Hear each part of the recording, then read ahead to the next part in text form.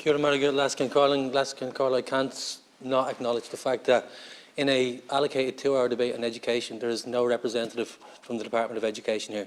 The Minister left after 30 minutes. And the tenor of my debate intended to be constructive. The fact that there is nobody here is going to alter that slightly. And the fact that there is an absent chair there where a minister should be, I can't help but feel symbolic of a department that is not in control of what is happening on the ground and has been absent for much of the time where the crisis has gotten worse in our schools.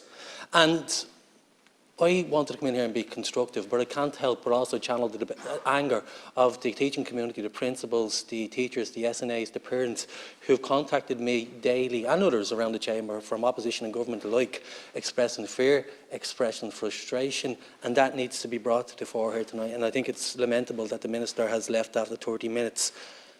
Had the Minister been here, I would have acknowledged two realities that existed in our school community over the last 4 months since we reopened back in September. One where the Department of Education, the Minister and various different representatives of government have repeated schools are safe. Ad nauseum, schools are safe, schools are safe. And at the same time, what's developed over the last number of months, where last 2 weeks, the highest recorded of COVID cases amongst the 5 to 12-year-olds who sit in those cold classrooms every day, and then amongst their parents and amongst their grandparents. A reality where we were told by the Minister that there was no substitution crisis. And at the same time, school principals were going onto Twitter to call out for substitute teachers to come to their schools. A reality where, not too long ago, the Minister told us that she was on the side of children with special education needs, and then seek to remove banked hours for special education teachers. That two realities existed in our schools. Every single week, because I haven't had the opportunity to talk to the Minister during their promised legislation, so I've raised the issue of mitigations in schools.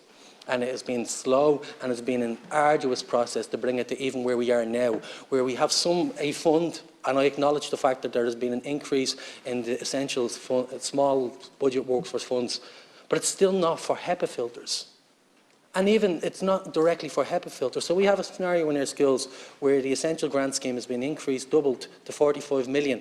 But there will still be schools who have to choose between refurbishing a bathroom, fixing a window, or providing a HEPA filter. And then we have a ludicrous scenario where the responsibility for what HEPA filter goes into a school is left with a school principal.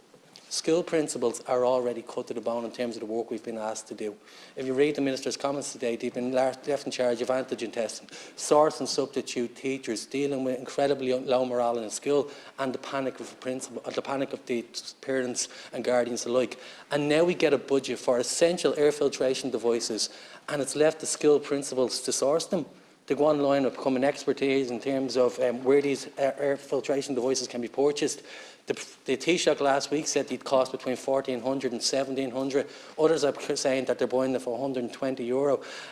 And now we have a seller's market where I promise you schools are going to open up again in January, where most schools still won't have been able to source them. And that's an absolute shambles. And once again, it will be a failure. We are moving into our third term now of 6-year students who don't know what examination they'll be sitting come May and June. That is a failure of contingency. It's a failure to learn lessons and apply a sense of compassion and a sense of decency to these students who have already suffered so much in terms of their interference, in terms of their learning environment, in terms of off days from having to isolate or for whatever reason. And those students now, and I met some during the week over a Zoom call, who have told us some of those students who now sit in the Leaving Cert didn't get to sit a junior cert. So they've never had a state examination. And yet we still have this scenario where they don't believe they're going to be sitting the traditional Leaving Cert. The students themselves don't believe it, and yet we haven't intervened to say, actually, here's our contingency plan, you'll be going back to the hybrid model and be safe in the knowledge of that. We still have a scenario. Thank you.